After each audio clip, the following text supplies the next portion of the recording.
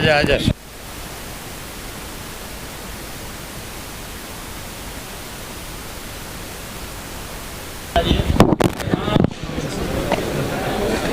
कोई तुम सवाल पूछो या मैं शुरू? हेलो बेटा, हेलो हेलो।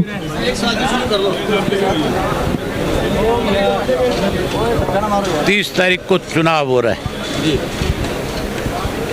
और इस चुनाव की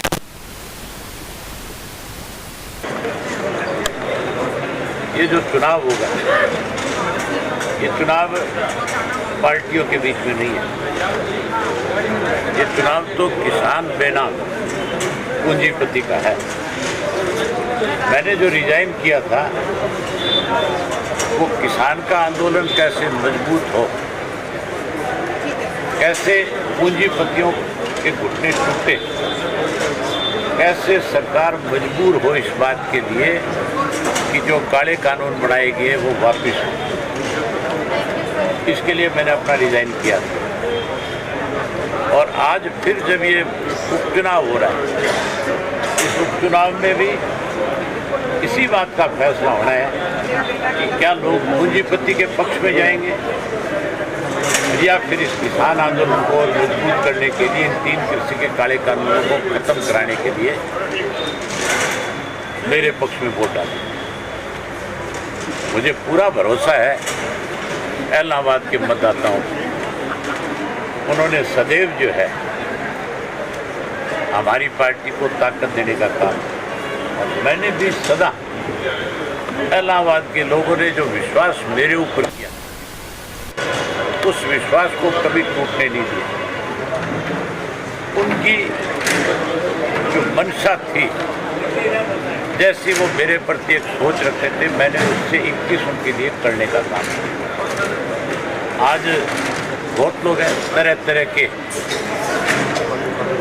लोगों के अंदर ला करके भ्रम फैला करके वोट लेने का प्रयास करेंगे, लेकिन इलाहाबाद की जनता उनको बहुत बड़ा सबक सिखाएगी।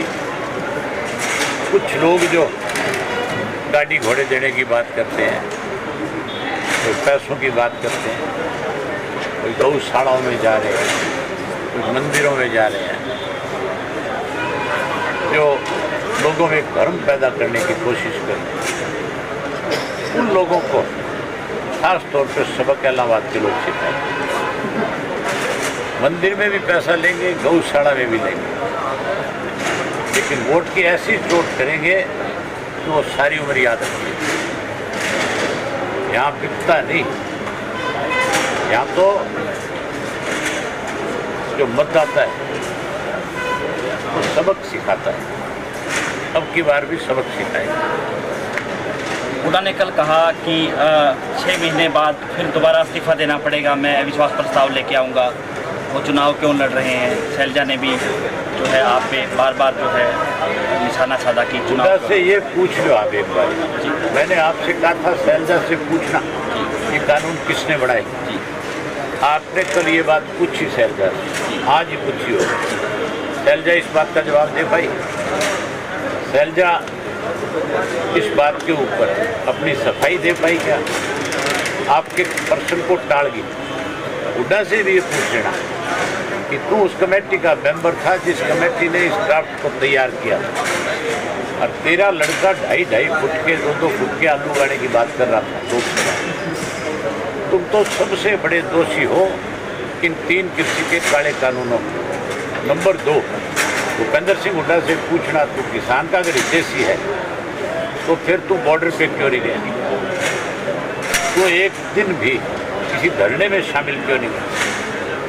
अगर हुड्डा इस बात का जवाब दे, अगर आप संतुष्ट हो तो मेरे पास आके बताना, आप जो कहोगे करूँगा। चौटाला साहब, चौधरी रणजीत सिंह बिजली मंत्री में एक बयान आया था अखबारों में कुछ दिन पहले कि आज से 15 साल पहले, 15-16 साल पहले जो इनेलो का वक्त था, आज वो इनेलो का वक्त नहीं है। उनको क्या कहना चाहेंगे? मैं चौधरी रणजीत सिंह के बारे में कोई चर्चा नहीं करना चाहता।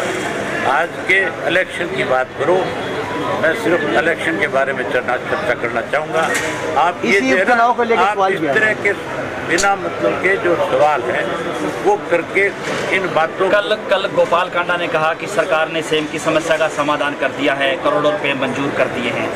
ये हर बार जब चुनाव आता है तो इस तरह की बातचीत जो है जब सेम की चुनाव समस्या होंगे का तो सेम का समाधान नहीं।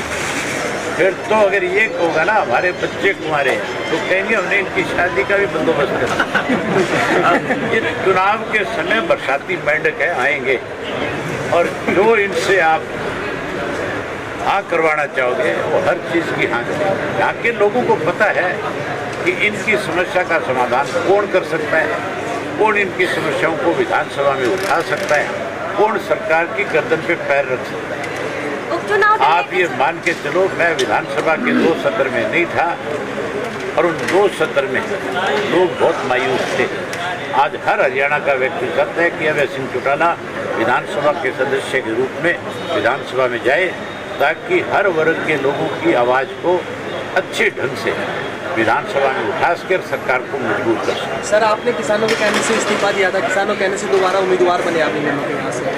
कांग्रेस का कहना है कि आपने जब इस्तीफा दिया था आपने कहा था कि जब तक तीनों कानून वापस नहीं हो जाते मैं वो विधानसभा की कांग्रेस तरफ के नहीं लोग देखूंगा भी नहीं। जो दोबारा कांग्रेस के लोग ये बात करें वो एक वीडियो क्लिप ला करके मेरी दिखाए कि मैंने कहीं ये कहा हो कि मैं विधानसभा का उपचुनाव नहीं लड़ूंगा। ये कांग्रेसी झूठ बोलते हैं, जन्मजात के झूठे हैं, इनकी आदत है ये झूठ का सहारा लेकर के कहीं अपनी राजनीति चमकाने की कोशिश में लगे रहते हैं हमेशा। आज कांग्रेस का जितना बुरा हाल है किसी राजनीतिक दल का नहीं है। सर उनका कहना है कि आपने ये कहा था कि मैं विधानसभा की तरफ देखूंगा नहीं जब तक तीनों कृषि कानून वापस नहीं होते। अरे मैं कह रहा हूँ आपसे, आपके माध्यम से कह रहा हूँ उन लोगों को कि वो कोई क्लिप तो दिखाए। अगर वो कोई क्लिप लेकर के आते हैं तो फिर आप मेरे पास आ जाना, फिर आप मुझसे सवाल कर लेना, फिर मैं आपको बता दूंगा सारे जवाब। वो तो केवल झूठ बोल रहे हैं बेचारे। आज हालत ये है, आप यहाँ आ गए, अभी तक शैलजा जी के प्रोग्राम चल रहे हैं। मेरा खास रूप से आपसे ये कहना है कि आप जरूर जाकर के शैलजा का प्रोग्राम भी देखो और शैलजा से पूछ करके भी आओ कि यहाँ जो भाषण आप दे रही हो, जो कह रही हो, क्या उसका कोई सबूत है तुम्हारे पास?